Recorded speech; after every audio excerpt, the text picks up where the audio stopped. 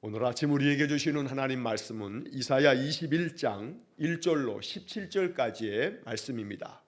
이사야 21장 1절로 17절까지의 말씀을 세번역 성경으로 봉독합니다. 이것은 해변 광야를 두고 하신 엄한 경고의 말씀이다. 남쪽 광야에서 불어오는 회오리 바람처럼 침략자가 광야에서 쳐들어온다. 저 무서운 땅에서 몰아쳐온다. 나는 끔찍한 계시를 보았다. 배신하는 자가 배신하고 파괴하는 자가 파괴한다. 엘람아 공격하여라. 메대야 애워싸거라. 내가 바벨론의 횡포를 그치게 하고 압박받는 사람들의 탄식 소리를 그치게 하겠다. 그러자 나는 허리가 끊어지는 것처럼 아팠다. 아기를 낳는 산모의 고통이 이런 것일까? 온몸이 견딜 수 없이 아팠다. 그 말씀을 듣고 귀가 멀었으며 그 광경을 보고 눈이 멀었다. 나의 마음은 갈피를 잡지 못하고 공포에 질려 떨었다. 내가 그처럼 보고 싶어한 희망찬 새벽빛은 도리어 나를 무서워 떨게 하였다.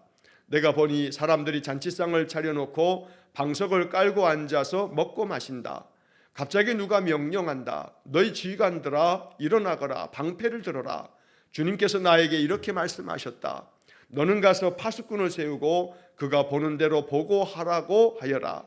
기마병과 함께 오는 병거를 보거나 낙이나 낙타를 탄 사람이 나타나면 주의하여 살펴보라고 하여라. 파수꾼이 외친다. 주의관님, 제가 온종일 망대 위에 서 있었습니다. 밤새 경계구역을 계속 지키고 있었습니다. 그런데 갑자기 병거가 몰려오고 기마병이 무리를 지어온다. 누가 소리친다. 바벨론이 함락되었다. 바벨론이 함락되었다. 조각한 신상들이 모두 땅에 떨어져서 박살났다. 아, 짓밟히던 나의 결의여, 타작마당에서 으깨지던 나의 동포여, 이스라엘의 하나님 만군의 주님께서 나에게 말씀하신 것을 이렇게 내가 그대들에게 전한다. 이것은 두말을 두고 하신 엄한 경고의 말씀이다. 세일에서 누가 나를 부른다. 파수꾼아, 밤이 얼마나 지났느냐? 파수꾼아, 날이 새려면 얼마나 더 남았느냐? 파수꾼이 대답한다. 아침이 곧 온다. 그러나 또다시 밤이 온다. 묻고 싶거든 물어보아라. 다시 와서 물어보아라. 이것은 아라비아를 두고 하신 엄한 경고의 말씀이다. 드단 사람들아, 아라비아의 메마른 덤불 속에서 밤을 지새우는 드단의 행상들아, 목마른 피난민들에게 마실 물을 주어라. 대마 땅에 사는 사람들아, 아라비아의 피난민들에게 먹거리를 가져다 주어라. 그들은 칼을 피하여 도망다니는 사람들이다. 칼이 그들을 치려 하고 화살이 그들을 꿰뚫으려 하고 전쟁이 그들의 목숨을 노림으로 도망다니는 신세가 되었다. 주님께서 나에게 이렇게 말씀하셨다. 1년 기한으로 머슴살이를 하게 된 머슴이 날수를 세듯이 이제 내가 1년을 센다. 1년 만에 게달의 모든 허세가 사라질 것이다. 게달의 자손 가운데서 활 쏘는 용사들이 얼마 남는다고 하여도 그 수는 매우 적을 것이다. 주 이스라엘의 하나님께서 이렇게 말씀하셨다. 아멘. 자, 오늘 읽은 이사야 21장의 말씀에도 하나님의 심판의 말씀이 엄한 경고의 말씀이다 라고 하는 표현으로 계속 이어지게 됩니다. 자, 먼저 1절 말씀부터 10절까지의 말씀에서는 바벨론에 대한 심판의 말씀이 선포됩니다. 물론 바벨론의 멸망에 대한 이 심판의 예고는 우리가 이미 앞서서 읽었던 이 이사야 13장에서 14장까지에 걸쳐서 바로 바벨론의 심판 예언이 이미 한번 있었습니다. 자, 오늘 본문에 나오는 21장 1절부터 10절까지의 말씀은 이 바벨론의 심판의 예언에 대한 두 번째 경고의 말씀입니다. 이렇게 바벨론에 대해서 두 번이나 경고하는 이런 말씀들은 하나님의 심판이 확정되었음을 이야기하는 그런 뜻을 가지고 있습니다. 자, 그래서 1절로 10절까지는 바벨론에 대한 하나님의 심판의 경고의 말씀이 선포되고 또 이어서 11절 12절에서는 두말을 두고 하신 엄한 경고라고 말씀하고 있는데 여기서 말하는 두말은 에돔을 이야기합니다. 그래서 가나안 땅 바로 동쪽에 에돔이라고 하는 나라가 있고 그 위에 모압이라고 하는 나라가 있고 또 그 위에 암몬이라고 하는 나라가 이렇게 각각 차지하고 있었는데 바로 그 에돔에 대한 멸망 이야기가 바로 11절, 12절에 나오고 그리고 13절부터 마지막 17절까지는 아라비아에 대한 심판의 예언이 기록되어져 있습니다. 자, 본문의 말씀을 통해서 우리는 또 한번 하나님께서 남유다 주변에 있는 10개의 나라들에 대한 심판의 이야기를 지금 계속 이어가고 있는 건데 이렇게 세상 모든 역사를 하나님 통치하신다. 세상 나라들이 흥망성쇠를 계속해서 반복하는 것은 하나님께서 그런 세상 역사 가운데서 이루시려는 하나님의 섭리 가운데서 이루어지는 것이다 라는 이야기를 하는 것이 바로 이 선지자의 말씀이 됩니다. 자, 본문의 말씀을 살펴보면 1절 말씀에 이것은 해변 광야를 두고 하신 엄한 경고의 말씀이다. 여기 해변 광야라고 표현되어져 있습니다. 자, 이 해변 광야라고 하는 표현은 바벨론을 지칭하는 표현입니다. 자, 왜냐하면 바벨론이라고 하는 이 나라는 티그리스 강과 유프라테스 강 그 주변에서 형성이 되어진 나라입니다. 지금 이 말씀이 이사야 선지자를 통해서 선포되어졌을 때에는 아직은 바벨론이 제국을 이룰 만큼 큰 나라가 되어 있지는 못합니다. 그러나 신생 국가였던 이 바벨론이 이 유프라테스 강 주변에서 발흥을 하면서 이 나라가 점점 힘을 키워가고 있는 그런 때가 바로 이 이사야 선지자가 이 말씀을 선포하고 있었을 때입니다. 그때까지만 하더라도 북쪽에 아수르가 제국을 이루었던 아시리아 제국이라고 우리가 세계사 시간에 배우는 이 아수르 제국이 가장 강력한 국가였고 그러면서 저 동쪽으로 지금으로 말하면 저 이란 땅에 있는 그 지역을 일컬을 겁니다. 여기서 바로 이 바벨론이 새로운 나라로 힘을 점점 얻게 되어지는 그런 때였습니다. 그래서 이사야 선지자가 이러한 예언의 말씀을 전할 때에는 아시리아 나라하고 남쪽의 이집트, 애굽이라고 성경에 써 있는 이 애굽 나라 이 두 개가 가장 큰 강대국이었고 그리고 저 동쪽에 지금으로 말하면 이란 땅쯤에 있는 바로 이 바벨론이라고 한 나라가 신생 국가로서 점점 힘을 키워가고 있는 그런 때였는데 하나님께서는 이 바벨론에 대해서도 이렇게 엄한 경고로 바로 해변 광야에서 나라를 일으킨 이 바벨론에 대해서도 하나님은 심판하신다라고 말씀합니다. 사실은 이것은 역사를 아주 멀리 내다보고 하나님께서 선지자를 통해서 말씀해 주신 겁니다.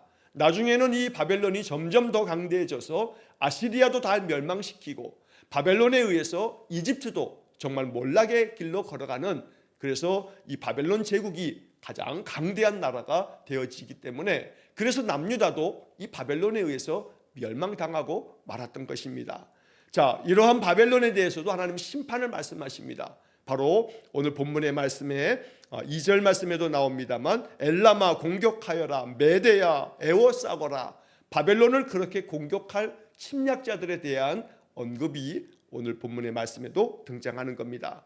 자, 1절 그 다음 말씀에 보면 남쪽 광야에서 불어오는 회오리 바람처럼 침략자가 광야에서 쳐들어온다. 여기 말하는 침략자는 바로 우리가 세계사에서는 페르시아라고 배우게 되는 성경에서는 바사라고도 기록이 되어 있고 메데 바사라고도 이렇게 기록이 되어 있습니다.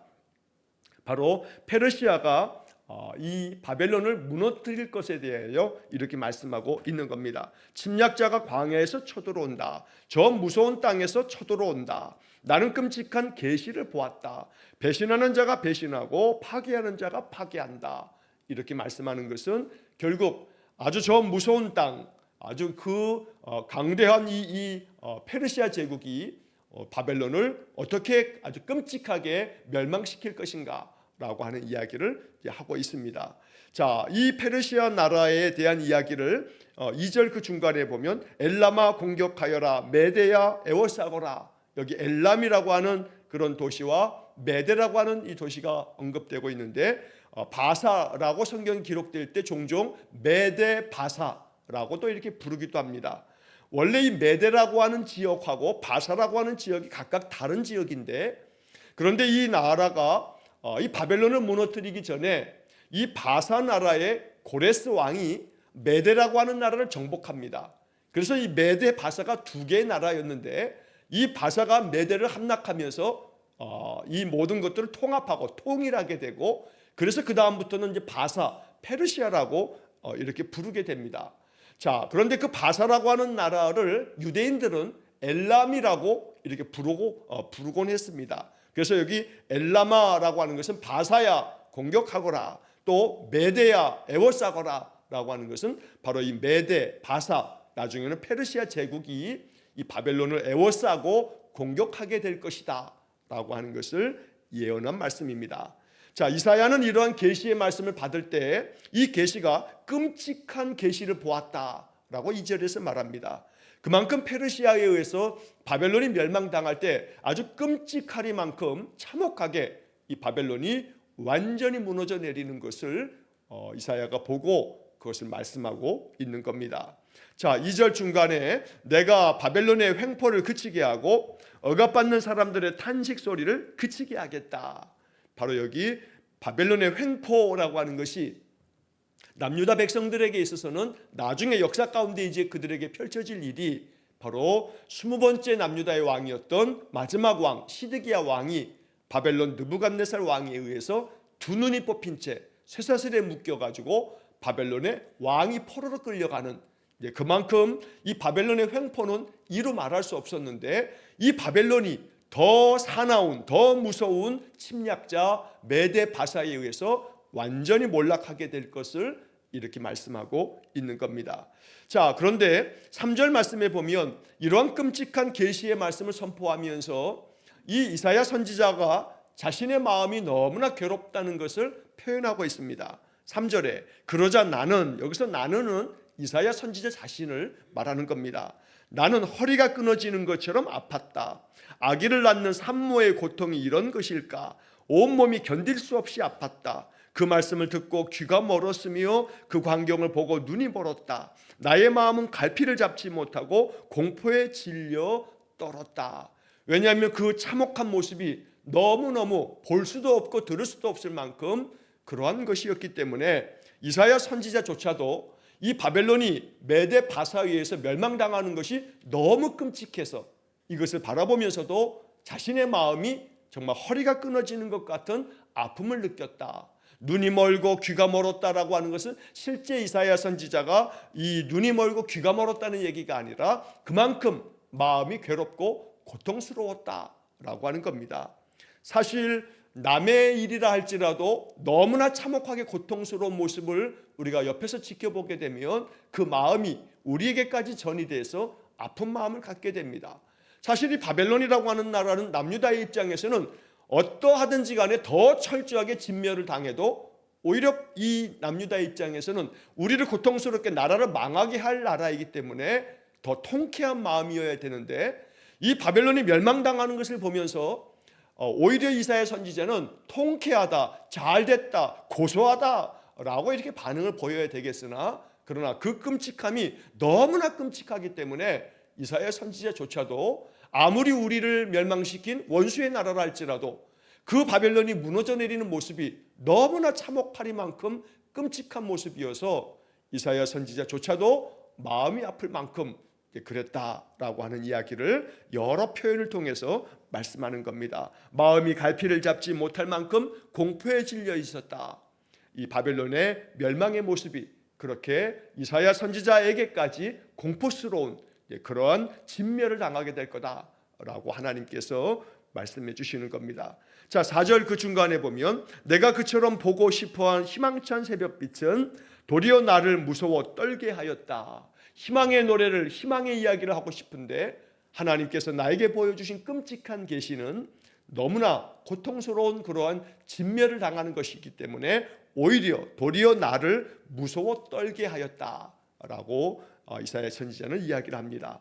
자, 그러면서 이제 5절 이하의 말씀에서 선지자가 보았던 이야기들을 이제 잠시 간단하게 이제 이야기를 하는데, 자, 5절에 보면 내가 보니 사람들이 잔치상을 차려놓고 방석을 깔고 앉아서 먹고 마신다. 갑자기 누가 명령한다. 너희 지휘관들아 일어나거라, 방패를 들어라. 주님께서 나에게 이렇게 말씀하셨다. 너는 가서 파수꾼을 세우고 그가 보는 대로 보고하라고 하여라.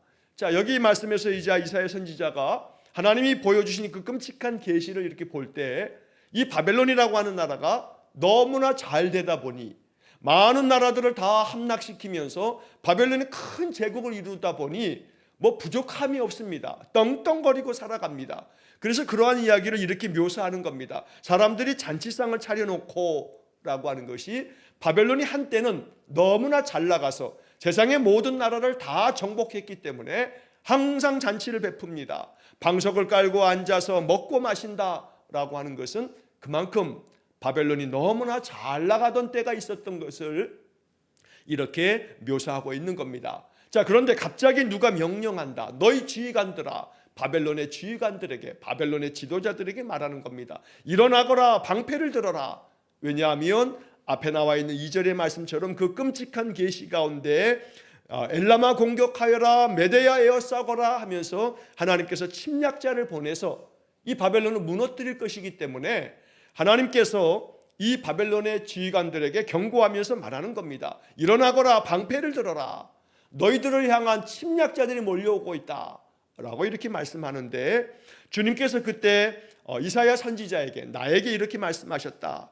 너는 가서 파수꾼을 세우고 그가 보는 대로 보고하라고 하여라. 기마병이 함께 오는 병거를 보거나 나귀와 또 낙타를 탄 자가 나타나게 되면 주의하여 살펴보고서 그리고 보고하라고, 파수꾼에게 이르라고 이렇게 선지자에게 말씀합니다. 자, 그렇게 해서 선지자가 이제 파수꾼을 세웠더니 파수꾼이 외치는 소리가, 지휘관님, 제가 온종일 망대 위에 서서 밤새도록 경계하고 있습니다.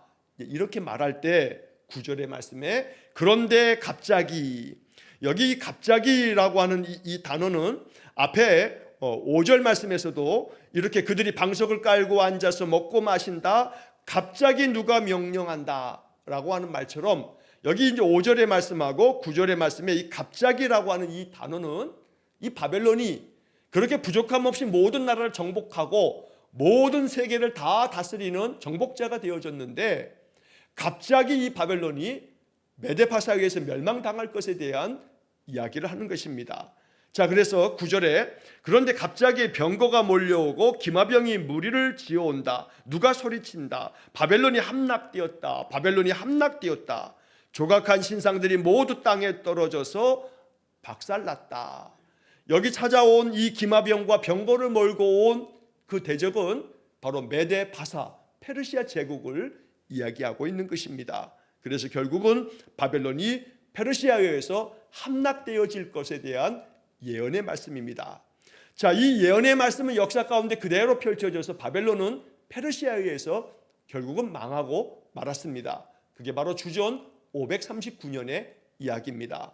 물론 이렇게 바벨론이 멸망당함으로 말미암아 하나님께서는 이 페르시아의 고레스 왕을 통해서 칙령을 발표하게 되고, 그래서 바벨론에 의해서 정복돼 가지고 포로로 잡혀온 모든 자들은 자기 고국으로 돌아가도 좋다라고 하는 허락을 받게 되면서 남유다 사람들이 다시금 이제 자기의 고국 땅으로 돌아오게 되는 그런 이야기가 성경에서는 바로 에스라, 느헤미야 이런 말씀에서 그때 이야기를 적고 있는 것입니다. 자, 10절 말씀에 짓밟히던 나의 결여요, 타작마당에서 으깨지던 나의 동포요, 이스라엘의 하나님 만군의 주님께서 나에게 말씀하신 것을 이렇게 내가 그대들에게 전한다. 자, 여기서 말하는 나의 결여, 나의 동포, 남유다를 향해서 말씀하는 겁니다.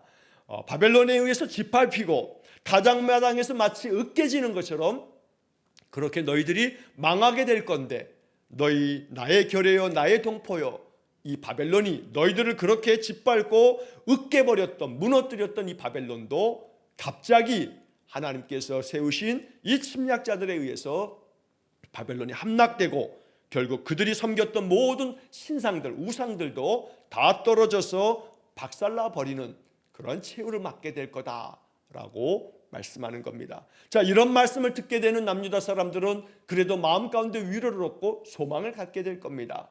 물론 이것은 앞으로 펼쳐질 이야기들을 이렇게 선포하실 때 바벨론에 의해서 멸망당한다라고 하는 것이 전제가 되어 있기 때문에 이미 앞에서 1장부터 12장까지의 이야기에서 남유다에 대한 그 심판의 경고 속에 다 담겨져 있었던 겁니다. 그러나 남유다는 이러한 선지자들의 말씀을 듣지 않다가 결국 이 선지자들의 모든 예언의 말씀 그대로 그들은 그 모든 것들을 겪어야만 했던 겁니다. 어리석은 자들이었던 겁니다. 하나님이 끊임없이 말씀하시며 그 말씀을 귀 기울여 듣고 그 말씀이 우리의 삶 속에서 반드시 이루어지는 신실하신 하나님의 말씀이라는 것을 망각했던 남유다는 그러한 비참한 역사를 겪어야만 했다는 것입니다. 자, 그 다음에 이어지는 11절 12절의 말씀에서는 앞서 말씀드린 것처럼 에돔에 대한 멸망을 이야기합니다. 여기 두마라고 하는 이런 지명이 나오는데 이 두마는 에돔이라고 하는 나라의 주요 어떤 도시들 중에 대표적인 그런 도시입니다. 그런데 그 중에서 사실은 이제 그 다음에 이어지는 말씀에 세일에서 누가 나를 부른다. 에돔이라고 하는 나라를 이야기할 때 가장 먼저 언급되는 도시는 세일입니다. 이 세일에는 세일산이 있어서 세일산 그러면 에돔이라고 하는 나라를 지칭하는 건데 바로 이스라엘 나라 가나안 땅에 바로 동쪽에 요단강이 흐르고 요단강 맨 남쪽에 사해가 있습니다. 그리고 그 사해의 동남쪽에 이 에돔이라고 하는 나라가 자리를 합니다.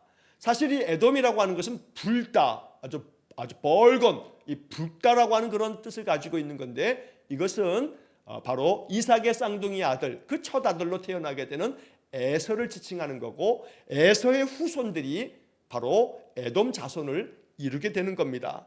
자, 그런데 오늘 본문에서 이 에돔을 이야기할 때 보통 이 에서가 가서 살게 됐던 곳이 세일산 근처이기 때문에 거기에 도시가 생기면서 세일이라고 하는 도시가 바로 에돔을 지칭하는 대표적인 도시인데 여기에는 두마라고 하는 도시를 먼저 언급하게 됩니다. 이것은 의도적인 그런 목적이 있는 건데 이 두마라고 하는 말의 뜻은 우리 가지고 있는 이 매일 성경 묵상책을 보시게 되면 맨 밑에 11절에 대한 해설이 아주 조그만 글씨로 써 있습니다. 두마는 고요함 혹은 적막이라는 뜻으로 에돔에 대한 언어 유희다라고 이렇게 조그맣게 적혀 있습니다. 자, 이 말은 뭐냐 하면 에돔의 멸망을 얘기할 때 그냥 에돔을 두고 하신 경고의 말씀이다 이렇게 해도 되는데 이 에돔의 멸망이 이루어짐으로 말미암아 에돔 땅이 진노하심으로 멸망당함으로 인해서 이 에돔 땅이 적막해질 거다, 고요해질 거다라는 의미의 언어적인 유희, 언어를 통해서 이렇게 뭔가를 메시지를 전하는 언어에 담겨져 있는 이 단어에 담겨져 있는 뜻을 메시지로 삼는 그런 것을 언어 유희라고 이렇게 말하는 겁니다. 이 두마라고 하는 말은 우리 이 매일 성경 이 묵상책에도 설명되어 있는 고요함, 적막 이런 뜻과 함께 침묵이라고 하는 뜻이 있습니다. 그래서 두마에 대한 하나님의 경고의 말씀은 이 에돔이라고 하는 나라가 멸망당함으로 사람들이 다 멸절당해 죽음으로 인해서 이야기하고 떠드는 사람이 없어서 그 나라가 침묵에 빠지게 될 거다. 고요해지고 적막해질 거다. 왜냐하면 사람들이 다 죽어서 이렇게 결국 에돔이라고 하는 나라가 폐허가 됨으로 말미암아 침묵에 빠지게 될 거다라고 하는 것을 상징적으로 표현하기 위해서 에돔에 대한 경고의 말씀이라고 하지 않고 두마, 침묵이라고 하는 뜻을 가지고 있는 이 단어, 이 도시를 언급하고 있다는 겁니다. 그래서 그 다음에도 대표적인 도시인 세일에서 누가 나를 부른다. 파수꾼아 밤이 얼마나 지났느냐. 파수꾼아 날이 새려면 얼마나 더 남았느냐. 밤이 너무 괴롭다 보니 이 밤이 얼마큼 지났느냐. 날이 새려면 얼마나 남았느냐. 이렇게 이 에돔 사람들이 소리를 친다는 겁니다. 자, 그래서 이 파수꾼이 대답하기를 아침이 곧 온다. 그러나 또다시 밤이 온다. 이렇게 이야기를 합니다. 자, 여기 이 파수꾼에 대한 이 이야기들은 파수꾼이 말한 것은 아침이 곧 온다. 그런데 또다시 밤이 온다. 묻고 싶거든 물어보아라. 다시 와서 물어봐라. 다시 와서 물어봐도 이것은 반복되어지는 확실한 이야기라고 이야기를 하는 겁니다. 자, 여기서 아침이 곧 온다. 그러나 또다시 밤이 온다라고 하는 이야기는 어떤 뜻을 갖냐면 이 에돔이라고 하는 나라가 저 북쪽에 있는 아수르가 힘을 발휘했을 주전 700여 년경쯤에는 이 아수르에 의해서 침략을 당하게 됩니다. 아수르는 북이스라엘도 주전 722년에 멸망시켰고 남유다도 주전 701년에 침략해 왔다가 예루살렘만 남겨두고 다 이 이스라엘 남유다의 땅을 다 정복할 만큼 이 아수르의 기세가 어마어마했습니다.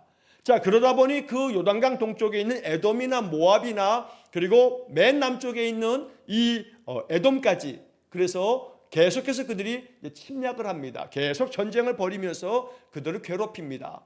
자, 그래서 여기 지금 이 에돔에 대한 이야기 속에 12절에 아침이 곧 온다라고 하는 것은 침략자였던 이 아수르가 결국은 아수르가 침략을 받는 것으로 인해서 고통을 겪는데, 아침이 곧 온다라고 하는 것은 그 침략자 아수르가 다 떠나가게 된다. 그래서 좀 평화로울 때가 오는 것을, 침략자 아수르가 바벨론에 의해서 멸망당함으로써 한때 잠시 평화롭게 아침을 맞이하게 되는데, 그런데 또다시 밤이 온다라는 것은 아수르는 망했지만 아수르 침략자 아수르가 망하고 난 다음에 오히려 더 혹독하게 바벨론에 의해서 이 에돔이 멸망당할 것을 이야기하는 겁니다. 그래서 아침이 곧 온다는 것은 아수르가 망하게 된다는 얘기일 거고, 그 다음에 그런데 또다시 밤이 온다는 것은 그 다음에 등장한 바벨론이 바로 이 두마 또 세일, 이 에돔 땅을 멸망시키게 될 거다라고 하는 이야기를 예언적으로 이렇게 말씀하고 있는 겁니다. 그리고 이러한 말씀들은 역사 가운데 다 그대로 이루어져서 이 에돔 땅도 역시 바벨론에 의해서 멸망당하고 맙니다. 자, 그 다음에 13절부터 마지막 17절까지는 아라비아에 대한 경고의 말씀이 이어지게 됩니다. 우리도 지금도 가지고 있는 이 지명 중에 사우디아라비아라고 하는 이 아라비아라고 하는 이 단어는 사실은 굉장히 역사가 깊은 그런 그 지역의 이름입니다. 자, 성경에 이 아라비아를 두고 경고를 하게 되는데, 거기에도 역시 13절에 보면 중간에 드단 사람들아라고 하는 드단이라고 하는 지명이 나오게 됩니다. 그리고 14절을 읽어보게 되면 14절에는 목마른 피난민들에게 마실 물을 주어라, 대마 땅에 사는 사람들아 하고 대마라고 하는 그런 지명도 나옵니다. 바로 아라비아라고 하는 이 나라의 아주 대표적인 두 도시를 언급하고 있는 겁니다. 자, 여기 드단 사람들아라고 하는 말이 나오는데, 이 드단이라고 하는 이 지역, 이 드단 사람들이라고 하는 것은 이 역사가 굉장히 깊습니다. 드단 사람은 창세기 25장에 보면 아브라함이 사라 말고, 그리고 또 사라의 여종이었던 하갈 말고 나중에 후처를 맞이합니다. 자, 이 아브라함이 맞이했던 후처가 그드라라고 하는 사람인데, 이게 창세기 25장 1절부터 3절까지에 기록되어 있습니다. 자, 그런데 아브라함이 자기의 후처였던 그드라라고 하는 사람을 통해서 자식을 낳는데, 그 자식들 중에 욕산이라고 하는 사람이 있고, 그 욕산이라고 하는 이 아브라함의 아들이 또 아들을 낳게 되는데, 그 아들들 중에 드단이라고 하는 사람이 있습니다. 그게 창세기 25장 3절에 드단이라고 하는 이름이 나오게 됩니다. 바로 아브라함의 손잡볼에 해당되어지는 이 드단. 그래서 아브라함의 후처 그드라의 자손들은 거의 대부분 가나안 땅 이때에 살지 않습니다. 가나안 땅은 아브라함의 약속의 아들이었던 바로 이삭을 통해서 이삭과 야곱의 자손들에게 허락된 약속의 땅이었기 때문에 아브라함이 낳았던 하갈을 통해서 낳은 이스마엘도 그렇고, 또 그의 후처인 그드라를 통해서 낳게 된 자녀들도 거의 대부분 다 이 가나안 땅을 떠나서 많은 사람들이 바로 이 아라비아 땅으로 내려가 살게 됩니다. 자, 그래서 이 아브라함의 후손들 중에 미디안이라고 하는 그런 후손도 있는데, 바로 그 미디안 족속들이 나중에 이 아라비아 바로 서북 쪽에 미디안이라고 하는 그 광야에 살게 되면서 그 지역을 미디안 광야라고도 이렇게 말하게 되는 겁니다.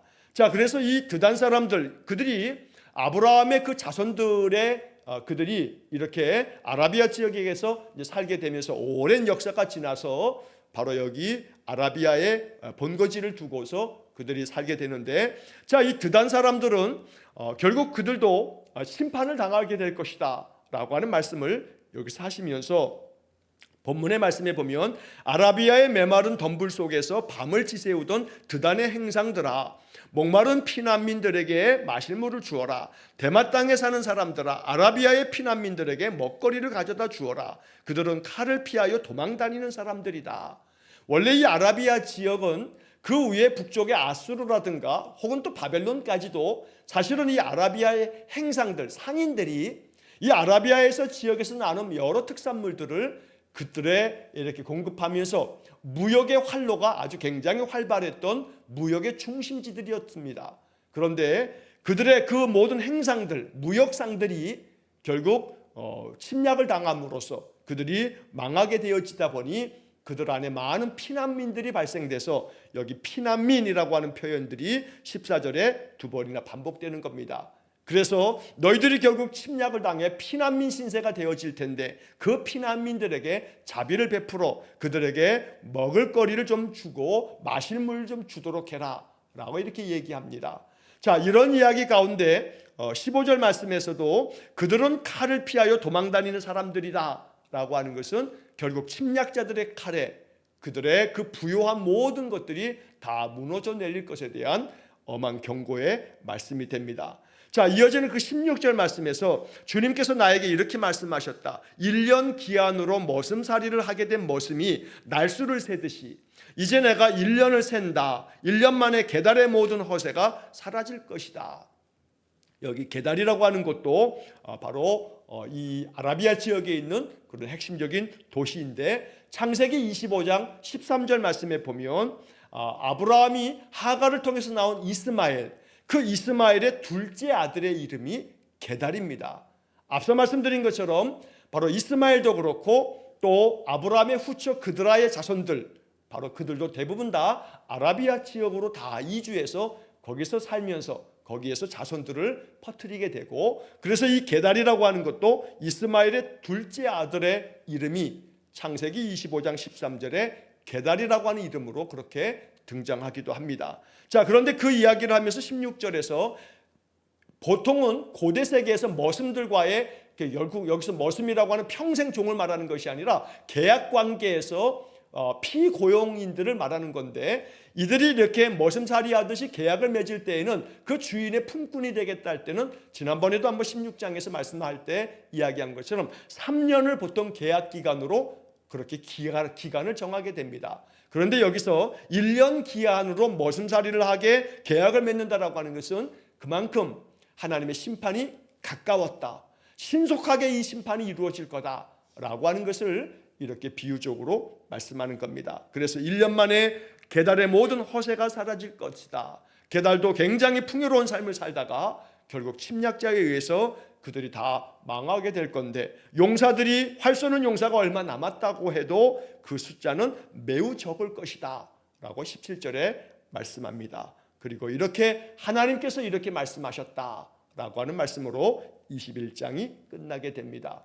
결국 바벨론에 대한, 또 에돔에 대한, 아라비아에 대한 하나님의 심판의 말씀들이 이렇게 계속 이어졌던 겁니다. 결국 이런 모든 말씀을 통해서 하나님께서는 파수꾼을 통해서 이런 모든 경고의 말씀을 계속 전하고 있지만 그 파수꾼의 외치는 소리를 듣지 않음으로 말미암아 너희들은 결국 심판을 면할 수가 없다라고 말씀하는 것이고, 이 파수꾼의 역할을 감당하는 것이 바로 선지자들이었던 겁니다. 하나님은 선지자들을 파수꾼으로 세워서 계속해서 경고의 소리를 선포했지만 그 경고의 말씀을 듣지 않았다는 겁니다. 오늘날 우리에게도 하나님 파수꾼을 주셨는데 그 파수꾼은 하나님의 영에 감동된 사람들이 하나님의 말씀을 기록해 주었던 성경이 바로 파수꾼입니다. 그러므로 우리는 성경의 말씀을 경고의 말씀으로 들으면서 성경에서 지혜를 얻고 성경에서 약속의 말씀을 받으며 성경에서 더러는 우리를 책망하는 말씀 앞에 겸손하게 우리가 서야 될 것입니다. 그래서 아침마다 하나님의 말씀을 통해서 하나님의 뜻을 더 깊이 깨달아가는 믿음의 인생이 될 수 있기를 주의 이름으로 간절히 축원합니다. 기도하겠습니다. 자비로우신 아버지 하나님, 그 강대했던 바벨론 제국도 메데파사에 의해서 멸망당할 것이라고 경고하셨고, 에돔에 대하여서도 아라비아에 대하여서도 아무리 풍성하고 풍요로운 시대를 산다 하여도 너희들을 향한 침략이 이루어질 것이라고 심판을 말씀하신 하나님의 경고를 엄히 듣지 아니하고 결국 그들이 역사 가운데 사라진 것을 우리가 잘 압니다. 하나님께서 파수꾼을 통해서 경고하실 때 경고의 말씀을 지혜롭게 잘 깨달아 들을 수 있는 그런 은혜를 내려 주옵소서. 우리에게 하나님 말씀을 기록해 주시고 말씀을 통해서 끊임없이 주님 뜻을 알려주고 계시니 하나님의 말씀을 더 깊이 읽고 그 속에서 하나님의 마음을 헤아릴 줄 아는 지혜로운 믿음의 사람들 되게 해 주옵소서. 오늘도 한날의 모든 삶을 주님께 의탁하오며 예수님 이름으로 기도하옵나이다. 아멘. 우리 구주 예수 그리스도의 은혜와 하나님 아버지의 극진하신 사랑과 성령의 교통하심이 날마다 하나님이 외치시는 파수꾼의 이야기를 마음 깊이 주의 음성으로 듣는 귀한 믿음의 삶 살기를 소원하는 머리 숙인 귀한 성도들 위해와 저들 가정과 온 가족들 위해 영원토록 함께 하시길 축원하옵나이다. 아멘.